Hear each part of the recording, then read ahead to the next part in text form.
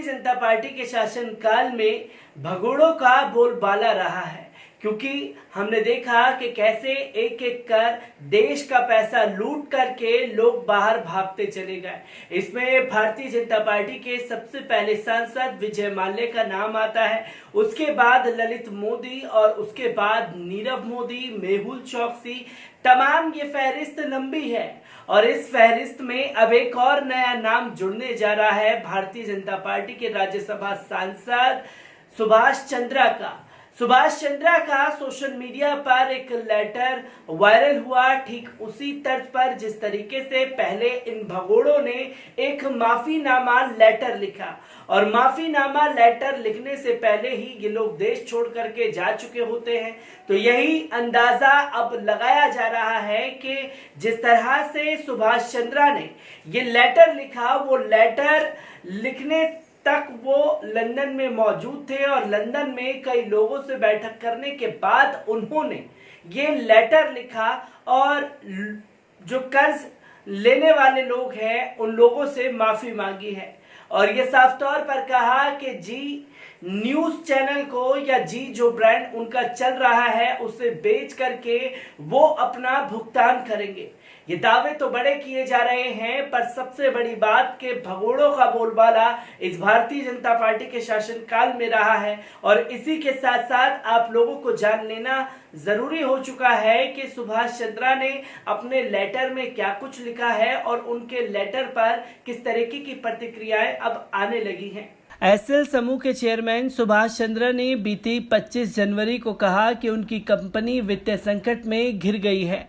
उन्होंने इसके लिए बुनियादी ढांचा क्षेत्र पर आक्रामक तरीके से दांव लगाने और वीडियोकॉन का D2H कारोबार खरीदने के निर्णय को जिम्मेदार बताया। चंद्रा ने कर्जदाताओं से खेद जताते हुए कहा कि कुछ नकारात्मक ताकतें उन्हें जी एंटरटेनमेंट एंटरप्राइजेज की हिस्सेदारी की रणनीतिक बिक्री के जरिए पूंजी जुटाने के प्रयासों से रोक रही है। चंद्रा ने ये तथ्य ऐसे समय स्वीकार किया है जबकि जी का शेयर बीते 25 जनवरी को 26.43% टूटकर 319.35 रुपए पर आ गया। वहीं समूह की अन्य कंपनी डिश टीवी का शेयर 32.74% गिरकर 22% 60 रुपए पर आ गया।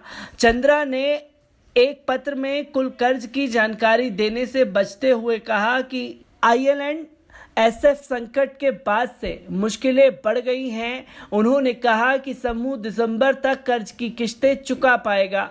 उन्होंने कहा, मैं बैंकरों, NBFC तथा म्यूचुअल फंडों से माफ़ी मांगते हुए बाध्य हूँ, क्योंकि मेरा मानना है कि मैं आप लोगों की उम्मीदों पर खरा नहीं उतर पाया। उन्होंने किसी देनदारी की चूक की जानकारी दिए बिना कर्जदाताओं से अनुरोध किया कि वे जी एंटरटेनमेंट की हिस्सेदारी की बिक्री तक धैर्य रखें। चंद्रा ने कहा कि बिक्री के बाद हम सारा बकाया चुकाने में सक्षम होंगे, लेकिन यदि कर्जदाता हड़बड़ी करेंगे तो इससे उन्हें भी और हमें भी नुकसान होगा। पत्र के अनुसार सबसे पहले तो मैं अपने वित्तीय समर्थकों से दिल की गहराई से माफी मांगता हूं। मैं हमेशा अपनी गलतियों को स्वीकार करने में अव्वल रहता हूं, अपने फैसलों की जवाबदेही लेता रहा हूं, आज भी करूंगा। 52 साल के करियर में पहली बार मैं अपने बैंकर, म्यूचुअल फंड, गैर बैंकिंग वित्तीय निगमों से माफी मांगने के लिए मजबूर हुआ हूं। मैं उनकी उपेक्षाओं पर खरा नहीं उतरा हूं। कोई अपना कर्ज चुकाने के लिए मुकुट का हीरा नहीं बेचता है। जब प्रक्रिया चल रही है तब कुछ शक्तियां हमें कामयाब नहीं होने देना चाहती। ये कहने का मतलब नहीं कि मेरी तरफ से गलती नहीं हुई है, मैं उसकी सज़ा भुगतने के लिए तैयार हूं। मैं हर किसी का कर्ज चुकाऊंगा।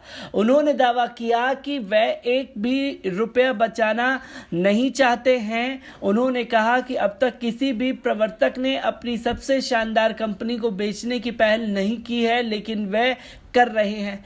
चंद्रा ने दावा किया कि उन्होंने हाल ही में लंदन में बैठकें की हैं और इसमें उन्हें सफलता मिली है। उन्होंने कंपनी के शेयर के 26.43% टूटने का जिक्र करते हुए कहा कि यह बिक्री की कोशिशों को रोकने की चाल है। उन्होंने अपनी कुछ गलतियों को स्वीकार करते हुए कहा कि इसके कारण सिर्फ एसएल इंफ्रा को ही 4 से 5 हजार करोड़ का नुकसान हुआ है। उन्होंने कहा कि अधिकांश बुनियाद ढांचा कंपनियों की तरह हमने भी कुछ गलत दाव आजमाए। सामान्यतः ढांचागत क्षेत्र की कंपनियां ऐसी स्थिति में हाथ खड़े कर देती है और कर्ज देने वालों को एनपीए के साथ छोड़ देती है, लेकिन हमारे मामले में किसी स्थिति से नहीं भागने की हमारी जिद से हमें 4,000 से 5,000 करोड़ रुपए का नुकसान हुआ है। आपको बता दें कि सुभाष चंद्रा के लेटर वायरल होने के बाद तमाम लोगों की प्रतिक्रिया भी आना शुरू हो गई है, जिसमें रमन शर्मा लिखते हैं, ऐसा भी होता है जी, बस जी करता रहा। और अर्थव्यवस्था का वैज्ञानिक सुभाष चंद्रा लोगों को अर्थव्यवस्था पढ़ाते पढ़ाते कर्जदार हो गया। बातुलबाजी हल्ला है कि सुभाष चंद्रा करोड़ों की देनदारी के साथ देश से फरार हो चुके हैं। दुनिया जहान का डीएनए दिखाने वाला तिहाड़ी क्या अपने आका का डीएनए दिखाएगा? कैसे चंद्रा नेताजी के वेश में आता था? रोज रोज ड्रेस बदलकर देशभक्ति का ज्ञान देने वाले से सावधान रहें। वहीं किरण यादव लिखती हैं कि सुभाष चंद्रा नजर नहीं आ रहे हैं, टीवी के बिजनेस प्रोफेसर दिख नहीं रहे हैं, टीवी पर अर्थव्यवस्था के बारे में थोड़ा ज्ञान मोदी को भी दें। तो वहीं अशरफ हुसैन लिखते हैं कि जी न्यूज़ के मालिक सुभाष चंद्रा गंभीर वित्तीय संकट में शेयर गिरवी रखकर ले रखा है। 1.90 लाख 1,90,00,000 का कर्ज चुकाने की डेडलाइन इस माह खत्म होगी। ना चुका पाने की स्थिति में जमानत के तौर पर रखे शेयर बिक सकते हैं। सरकार सावधान, कहीं से ये देश छोड़कर भाग ना जाए। तो वहीं प्रशांत कनौजिया लिखते हैं कि देश में मुसलमानों और दलितों की मॉब लिंचिंग से बदनामी नहीं होती, बल्कि उसके पीड़ितों को न्याय दिलाने के लिए खुले हेल्पलाइन से बदनामी होती है। ऐसा भाजपा राज्यसभा सांसद सुभाष चंद्रा के चैनल जी न्यूज़ का मानना है। नाश्ते में संपादक मंडली गौमूत्र का तो सेवन नहीं कर रहे हैं।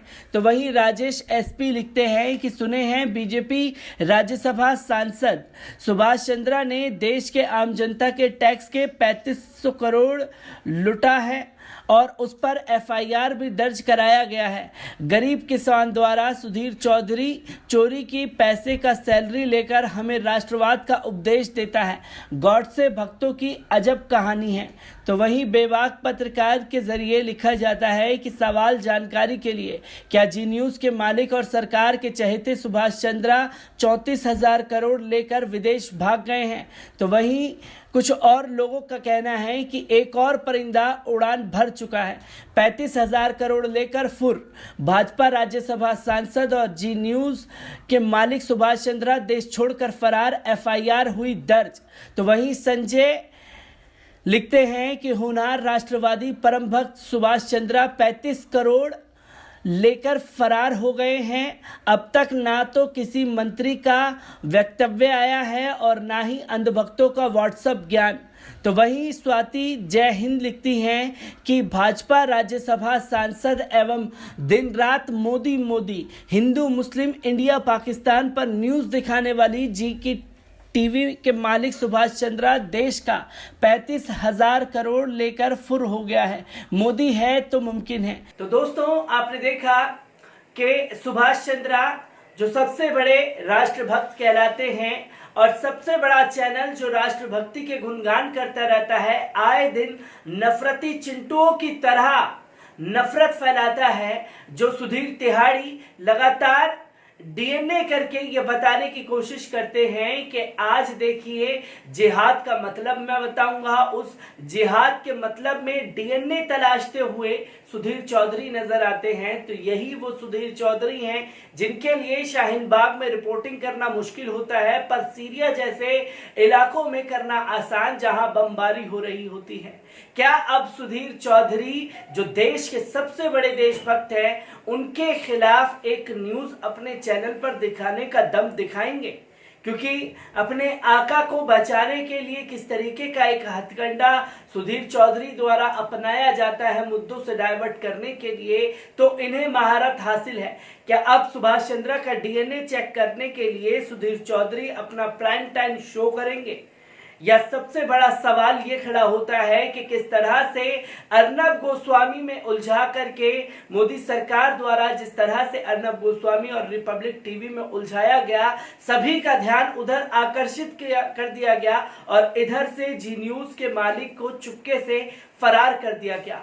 भारतीय जनता पार्टी के राज्यसभा सांसद हैं सुभाष चंद्रा को किस तरीके से निकाला गया, ये तमाम तरह के सवाल अब सोशल मीडिया के जरिए बाहर आ रहे हैं और ये साफ तौर पर देखा जा रहा है जिस तर्ज पर पहले इन भगोड़ों ने एक माफीनामा लिखा, उसी तरह से अब सुभाष चंद्रा का ये लेटर वायरल होना कई सारे सवाल भारतीय जनता पार्टी के ऊपर खड़े कर रहा है। और ये साफ है कि देश की जनता का पैसा लूट करके भगोड़ों को आसानी से भगाया जा रहा है। जहां देश की अर्थव्यवस्था धरातल पर जा रही है, पर भगोड़े पैसा लेकर के भागते जा रहे हैं और इसमें सबसे ज्यादा जो हाथ संलिप्त मिल रहा है वो भारतीय जनता पार्टी के राज्यसभा सांसद होते हुए इस तरीके के काम करते हुए नजर आ रहे हैं। या वो प्रधानमंत्री नरेंद्र मोदी के सबसे करीबी हैं या भारतीय जनता पार्टी के राज्यसभा सांसद रह चुके हैं। तो दूसरे राज्यसभा सांसद जो हैं देश छोड़ करके भागने में कामयाब हो पाए हैं। तमाम फहरिस्तों की तलाश की जा रही है और तमाम न्यूज को लेकर के मैं आप लोगों के सामने यूं ही जुड़ता रहूंगा। तब तक के लिए दीजिए मुझे इजाजत। शुक्रिया।